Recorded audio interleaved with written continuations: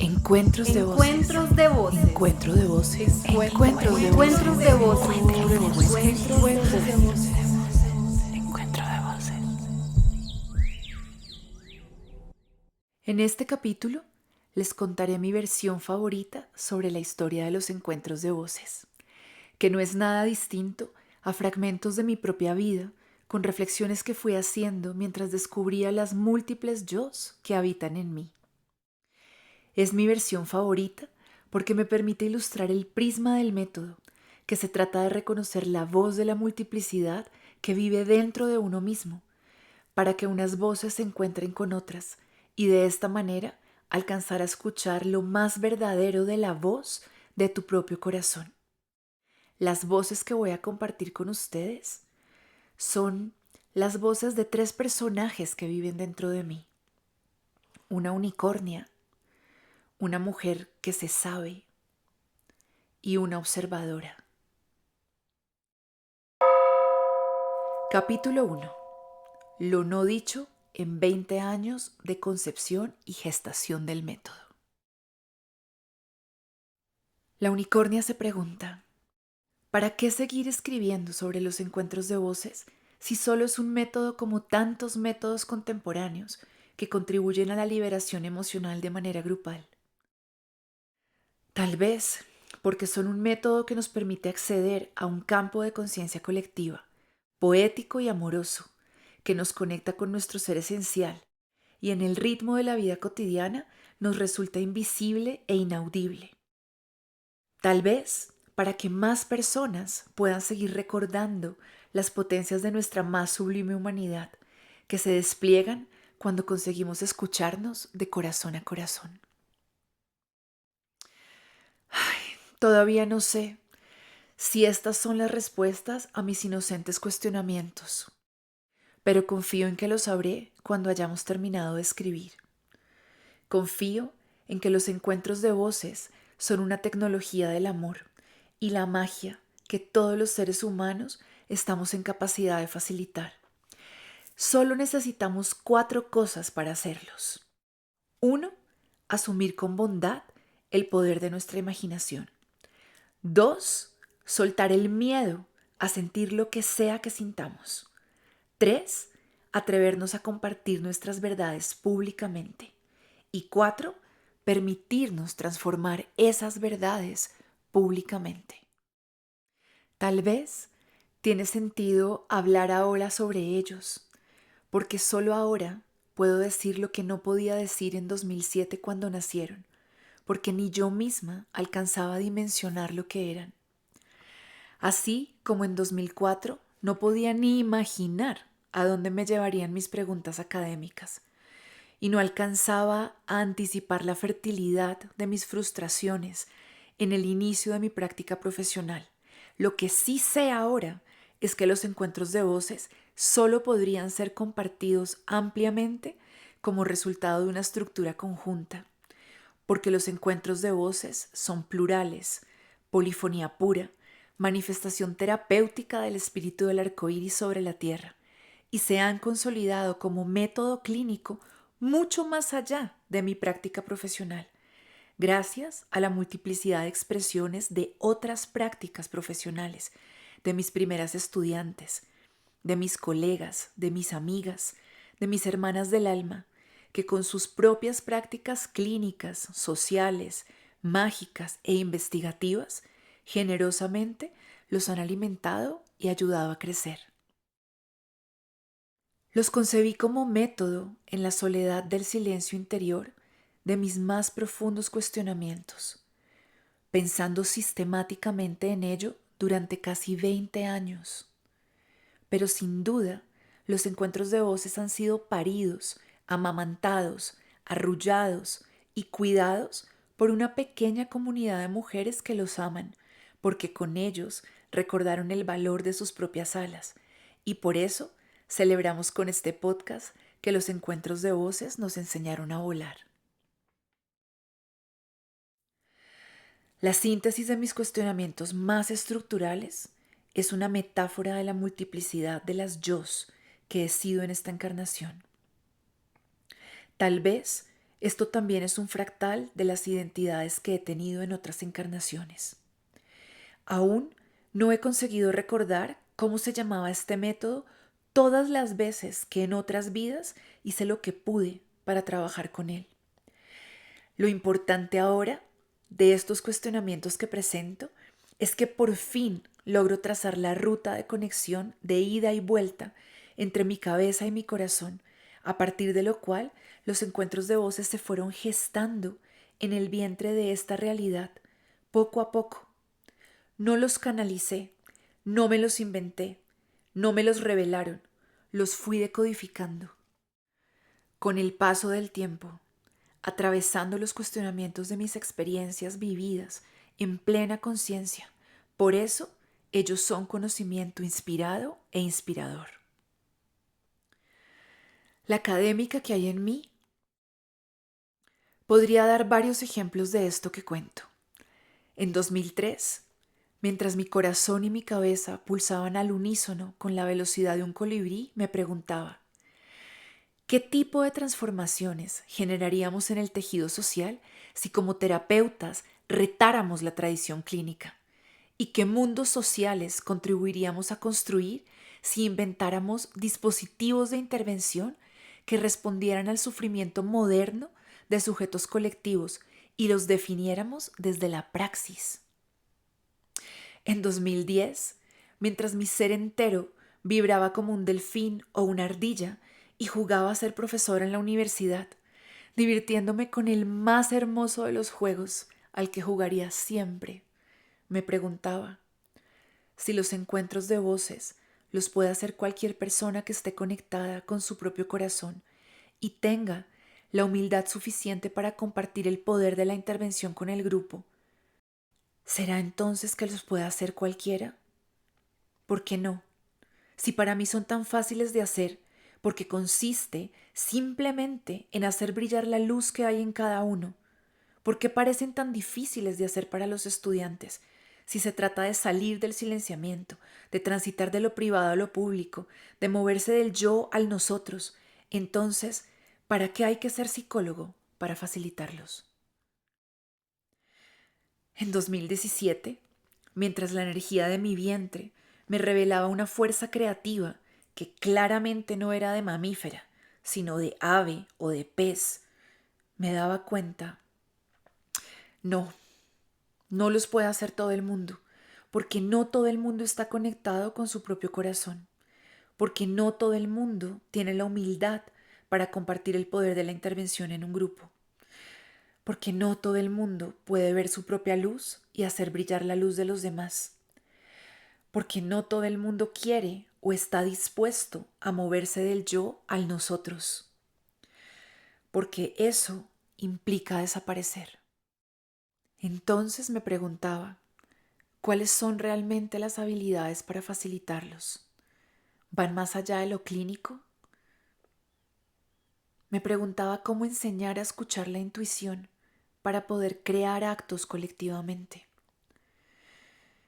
En 2024, mientras asumo y sostengo algo que sé desde que estaba en el colegio, y es que solo soy una chispa de luz que vibra en amor y todo lo demás son solo formas, entonces me pregunto si los puede facilitar cualquier persona que sepa asumir el poder de su intervención y con ello ocupar el centro del escenario terapéutico para salir de él y permitir que los demás brillen con su propia luz.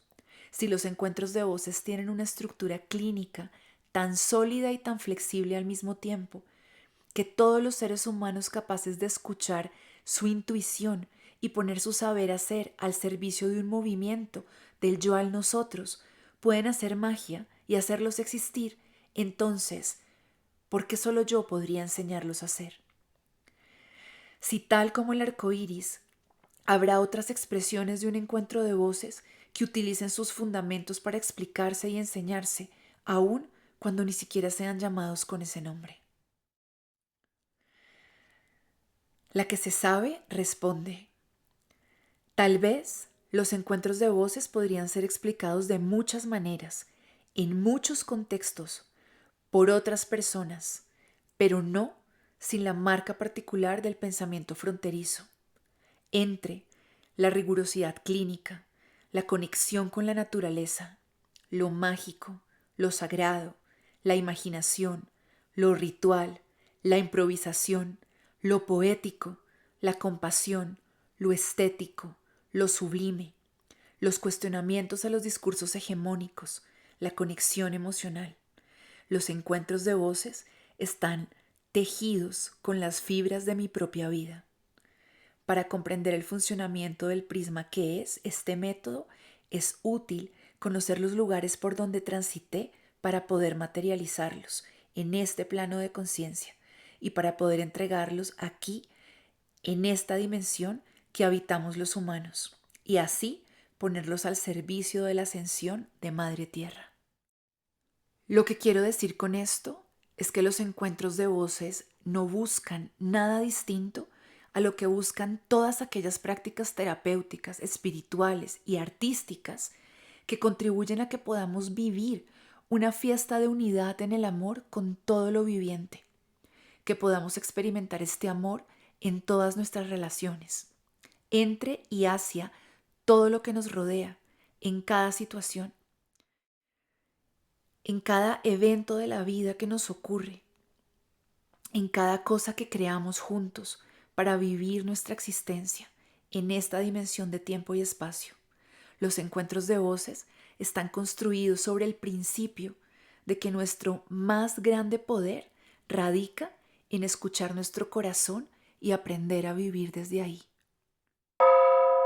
Nací despierta, a los pies del Cerro Sagrado de Monserrate y Guadalupe, con el sol del mediodía brillando sobre mi cabeza, pasada la primera mitad del año 1979. Crecí en Colombia, una tierra mágica y adolorida, rica en diversidad cultural y geográfica, ubicada entre el inicio de Centroamérica, si miramos hacia arriba, y el inicio de Suramérica, si miramos hacia abajo. Nací en un territorio que a mis ojos es el corazón de América, en la cordillera de los Andes, donde existe el mayor número de aves del planeta, rodeada por 2 océanos y el mar Caribe, donde se encuentra la mayor cantidad de especies de tortugas y peces del continente. Si mi nombre fuera un fractal de la energía del territorio que llevo dentro, me llamaría Mujer Pájaro Pez.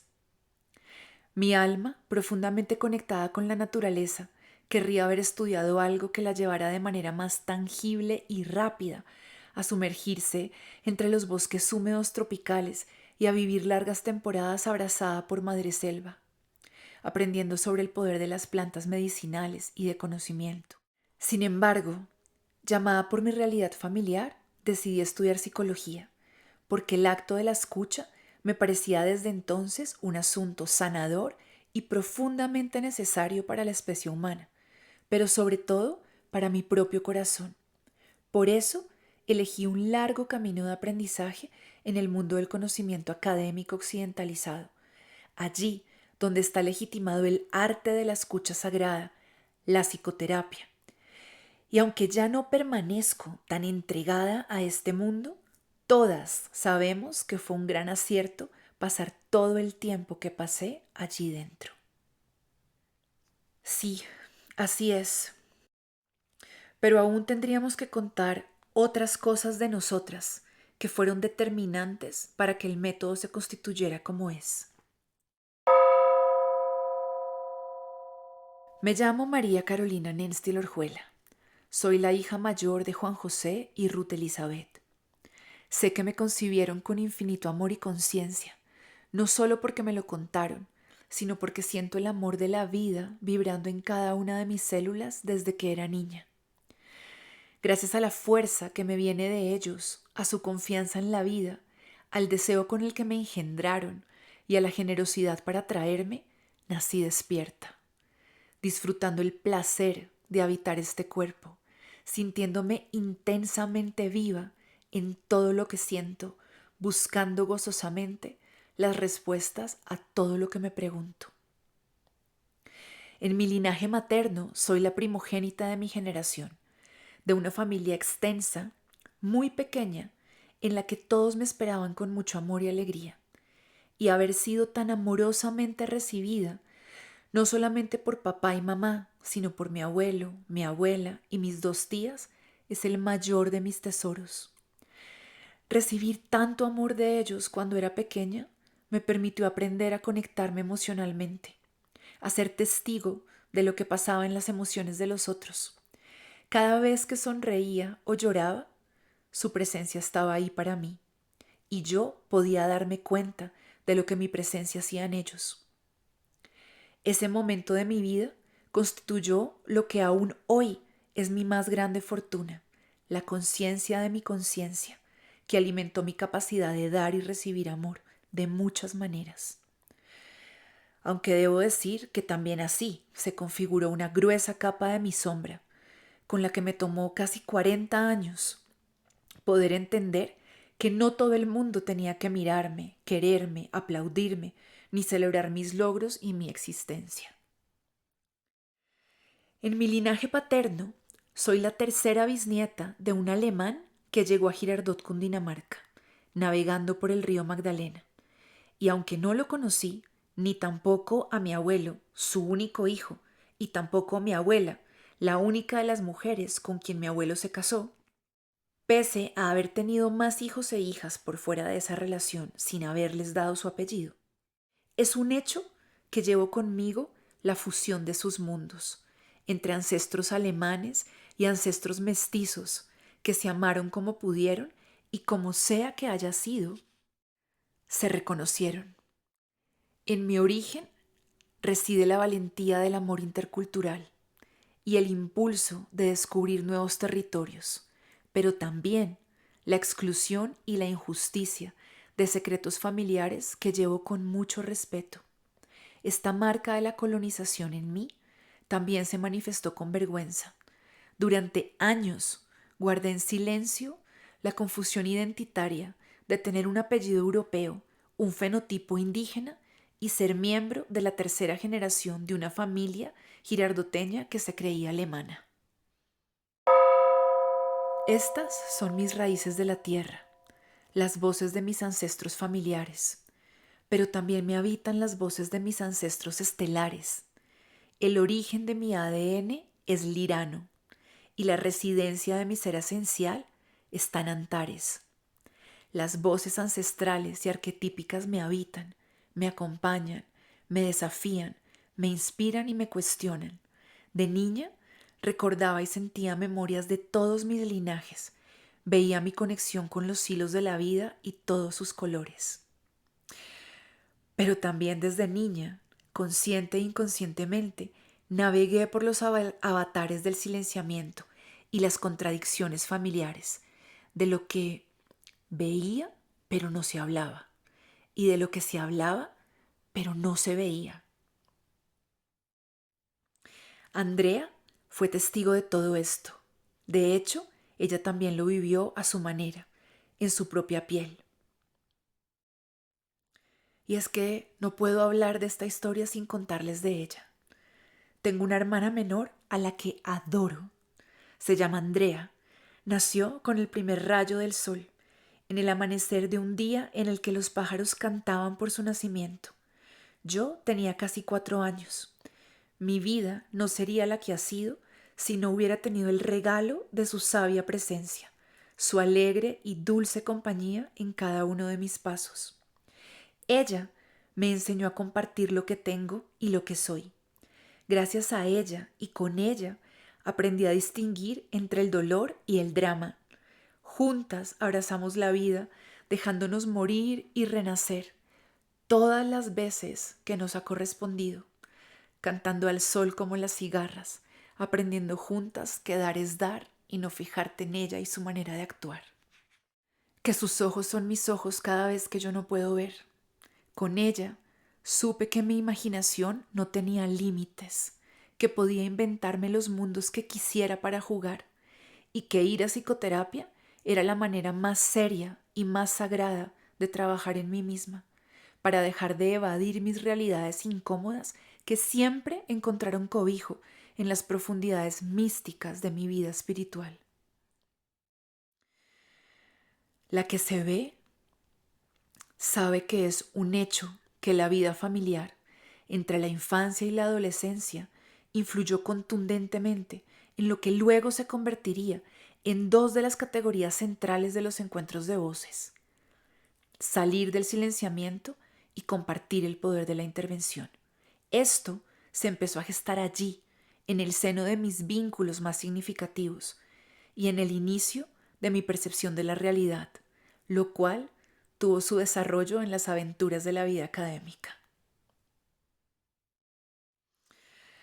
Aunque la académica diría que no fueron propiamente aventuras. Desde 1999 hasta 2015 tuve el privilegio de estudiar y luego trabajar, siendo muy joven, como profesora en la Facultad de Psicología de la Pontificia Universidad Javeriana de Bogotá. Entre 2012 y 2020 también fui profesora de un programa de maestría en la Javeriana de Cali. Mientras enseñaba en el pregrado, me formé en Bogotá como terapeuta familiar sistémica, en un centro de enseñanza privado, donde también recibí un paradójico entrenamiento como profesora de terapeutas. Luego, me gradué como magíster en psicología clínica de la misma universidad en la que era profesora.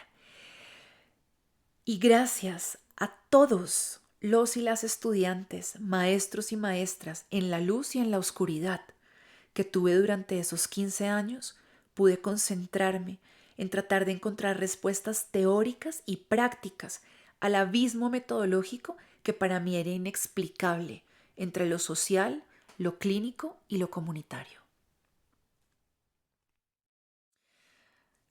La que se observa diría que ese abismo era tan grande en los contextos académicos por los que transité que durante mucho tiempo intenté convencerme a mí misma, a mis colegas y sobre todo a mis estudiantes que los encuentros de voces no eran clínicos. Por eso el construccionismo social era un escenario perfecto para sustentarlos. Entrado el año 2010, sentía miedo de aceptar que el dispositivo naciente en una práctica de psicología social sí era clínico. Pues pensaba que si aceptaba que era clínico, entonces estaba en el proyecto de práctica equivocado. Y yo amaba ese proyecto, porque allí transitaron las y los estudiantes más extraordinarios que pude tener. Y la pregunta de investigación que sostenía el proyecto, así como los reiterados cuestionamientos de la colega que lo dirigía, fueron fertilizante puro para la creación de este dispositivo. Entonces, creía que si aceptaba que eran clínicos, estaba siendo desleal al objeto de estudio de la psicología social. Pero por otro lado, si le contaba el ámbito de lo clínico, que convertía el consultorio en el lugar y el lugar del terapeuta en una especie de performance místico colectivo, estaría ganándome la invisibilidad o el desprestigio en el mundo de la psicoterapia sistémica, saliéndome subversivamente de los cánones oficiales o reinventándome la práctica clínica.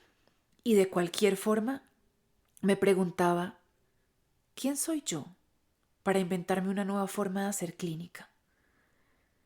A veces me seducían las palabras de un estudiante que un día me dijo, Caro, tú eres la anarquía de la psicología. Pero regresaba de mi delirio anarco y narciso cuando pensaba que me estaba inventando el agua tibia, con el asunto de la improvisación conversacional y la liberación emocional compartida, sin saber nada sobre el psicodrama de Jacob Levi Moreno, sin haber estudiado jamás a Jung, sin conocer nada de los fundamentos de la psicoterapia planteada por Carl Rogers, ni siquiera había leído sobre psicomagia, y me estaba inventando algo que de lejos, a los ojos de muchos de mis colegas terapeutas transpersonales y humanistas, a quienes conocería 5, 6 o 10 años después, les parecería que los encuentros de voces tienen sus fundamentos esbozados en los marcos epistémicos de una psicología que yo simplemente no conocí. Entonces me atravesaba la ambivalencia de sentirme orgullosamente hereje y disidente con los marcos epistémicos en los que había sido formada. Pero esto me ocurría solamente mientras estaba en el salón de clase frente a los estudiantes. Mientras me encontraba con ellas y ellos, veía todo con absoluta claridad. Los abismos entre los campos teórico-prácticos desaparecían ante mis ojos y solo veía puentes. Sus miradas, esperanzadas en un lugar que les daba voz, que les permitía existir, sin tener que esconderse debajo de los autores, y a mí también. Vivíamos en ese salón una verdadera utopía de la construcción del conocimiento, una inspiración mutua. Pero cuando caminaba hacia mi casa, me preguntaba, ¿qué es lo que les estoy enseñando? ¿Cuál es el fundamento teórico de esto que les dije hoy? Me daba cuenta que lo que había dicho en clase me salía de las entrañas, del corazón, de la imaginación, de mis propias conexiones, y dudaba de mi intuición, porque creía que con ella estaba desvirtuando el statu quo del quehacer de ambos campos, de la psicología social y de la psicología clínica. Pero al día siguiente, cuando iba a campo con los estudiantes y facilitaba un encuentro de voces, volví a creer profundamente en la magia, en su potencia, en la belleza de lo que estábamos haciendo. La que se sabe, podría contarles que este era el escenario entre mis prejuicios académicos, mis miedos secretos de ser expulsada de cualquiera de los dos ámbitos académicos que me habían hecho ser la profesional que estaba haciendo. Estaba encandilada por mi propia luz, solo veía mi reflejo, y aunque a veces me asustaba, estaba completamente identificada con lo que los demás veían de mí. Sin embargo, la fuerza y la inocencia de mi corazón iluminaba mis pensamientos, sin que eso fuera muy claro para mí. Iba y venía por los salones de clase, me movía como pez en el agua entre la epistemología del pensamiento sistémico, el socioconstruccionismo, los barrios de sectores populares en Bogotá, la psicología y la pedagogía de la liberación, la escucha a cientos de mujeres que habían vivido violencias de género, 2 institutos de verano a los que fui invitada por Harlene Anderson y un congreso del Taos Institute al que fui invitada por Kenneth Gergen, y las preguntas de mis estudiantes que no tragaban entero nada de lo que yo les decía. Además de tener el honor de que Pilar Hernández Wolf quisiera ser mi mentora después de escucharme exponer en un congreso de la Asociación Red de Terapeutas Sistémicos de Colombia. Fue a través de ella que tuve un revelador e inesperado encuentro con el pensamiento decolonial y fronterizo. Allí, mientras escribía la tesis de maestría, en 2011, bajo su dirección, iba comprendiendo que sin saberlo había estado tejiendo puentes entre varios mundos, pero sobre todo tejiendo puentes dentro de mí misma. Durante 15 años me pasé los días entre aprendiz y maestra, mientras iba cosiéndome toda clase de heridas con el pretexto de responder a mis preguntas académicas, cuando en realidad me estaba sanando a mí misma, mis propias heridas familiares, ancestrales, académicas, identitarias y coloniales. Los encuentros de voces nacieron allí, más allá de mí misma, pero a través mío. Ya no sé si yo los parí a ellos o ellos me parieron a mí. Igual, nacieron bajo el cielo estrellado de esos profundos cuestionamientos y alumbrados con la luz de una luna llena que en medio de la oscuridad de la razón le daba la bienvenida a lo que parecía ser un método sentipensante. Tuvieron su cuna en una academia generosa que entre 2007 y 2012 me dio la libertad y la confianza para que ellos pudieran existir a pesar de mis dudas, dudas que en ese momento solo yo sabía que tenía, porque cuando hablaba de ellos públicamente me salía una seguridad entrañable que no venía solamente de la cabeza. Yo sabía que venía del corazón, pero eso era justamente lo que dudaba, si debía o no debía decirlo en esos escenarios. Igual, no le ponía mucha atención a mis dudas y decía lo que sentía que tenía que decir.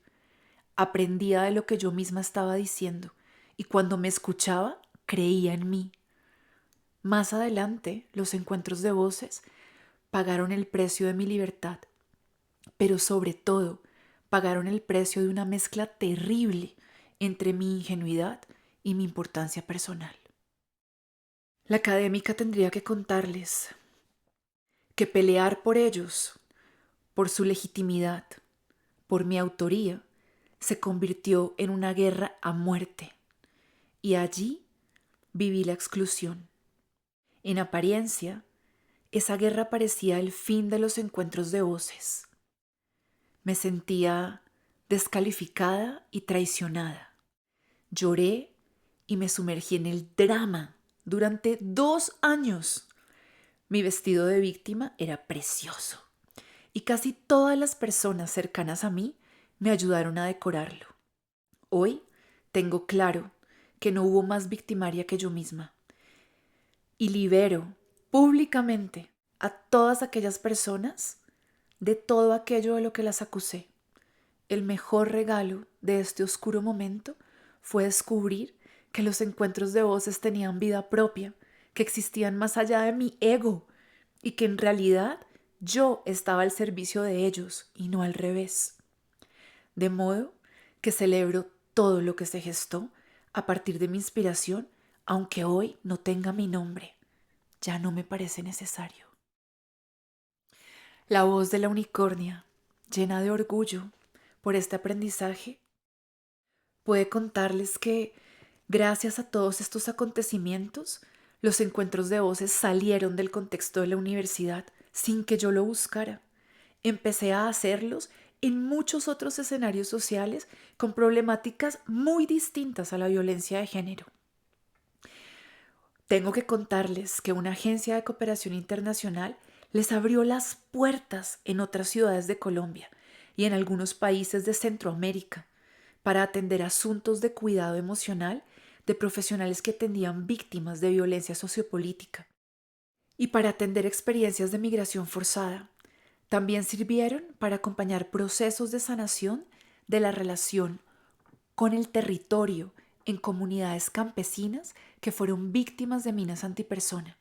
Y como si fuera poco, mis antiguos estudiantes y mis colegas empezaron a usarlos como método de investigación y con ellos se crearon prácticas de sanación colectiva y de cuidado emocional que fueron muy importantes para los pequeños grupos de personas que participaron en ellos. A todos esos escenarios y personas de la vida profesional y académica que en su momento eran el centro de mi vida, les veo con infinita gratitud y les guardo en mi corazón con profundo respeto. Todas ellas y ellos constituyeron lo que fue la cuna y la crianza de los primeros años de los encuentros de voces. Absolutamente todas, tanto quienes jugaron el papel de detractores y adversarias, como quienes fueron sus más grandes admiradoras y promotores. Gracias a todas estas personas y a estos contextos, entendí que los encuentros de voces son un dispositivo clínico, colectivo, que ofrece un espacio emocionalmente seguro para expresar nuestra vulnerabilidad y hacer florecer con belleza toda la luz que somos, a partir del efecto que tiene el impacto del testimonio compartido, más allá del contexto y de la problemática social. La académica les contaría que después de su paso por todos estos escenarios sociales tan diversos, comprendí que la estructura misma de su funcionamiento es como un útero vivo, que se crea en ese momento. Este útero energético se cocrea, se va tejiendo entre el pretexto del malestar individual y la resonancia colectiva que se va generando con la escucha sagrada de los testigos externos. Se va volviendo redonda, contenedora y fértil a partir de lo que el facilitador pregunta, de la manera en la que se conecta consigo mismo y con los otros, y a partir de lo que hace, invitando actos de creatividad que emergen desde adentro del espacio emocional. Entonces, el contenido mismo del relato de vulnerabilidad no es lo fundamental.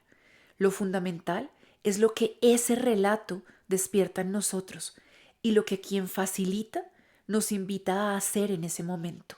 Así, mientras ocurre una creación colectiva e inesperada y sentimos que algo están haciendo dentro de nosotros y entre nosotros, nos elevamos juntos a frecuencias más altas del amor, la admiración y el profundo respeto.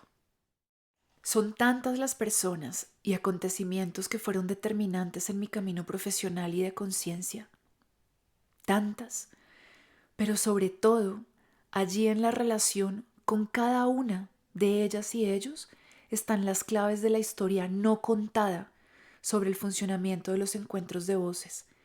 Todos estos seres humanos que se cruzaron en mi camino hicieron posible la claridad y la fuerza de lo que ahora puedo compartir con ustedes. El método es hijo de la comunión sagrada entre mi energía masculina y femenina. Es hijo de mi mente y mi corazón.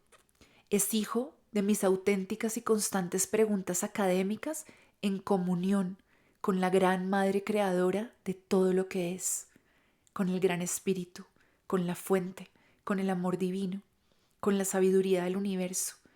Es hijo de mi capacidad de investigar, de mi capacidad de categorizar, de conceptualizar, en comunión con mi magia y mi disposición para escuchar los susurros de la naturaleza que me habla en el agua, el fuego, el viento, la tierra, los árboles, las flores, los animales.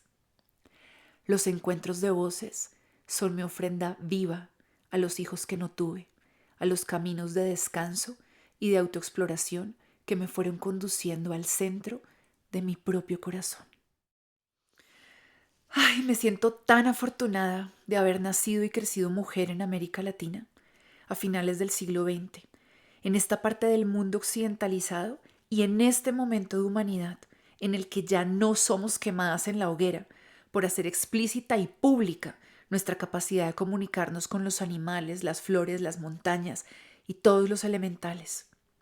Y además es una bendición tener la posibilidad de vivirlo como parte de la capacidad de comunicación que tenemos como seres humanos con todos los seres sintientes que habitan este planeta. Me autorreconozco como una mujer heterosexual, mestiza, que ha vivido en el privilegio de la clase media bogotana y desde allí me han interpelado como humana, pero sobre todo como profesional, las realidades sociales de injusticia que generan situaciones de vulnerabilidad, como la pobreza, las violencias, las inequidades y las exclusiones. Sin embargo, lo primero que los encuentros de voces me enseñaron es que el dolor y la vulnerabilidad no tienen condición de clase, raza, género o generación.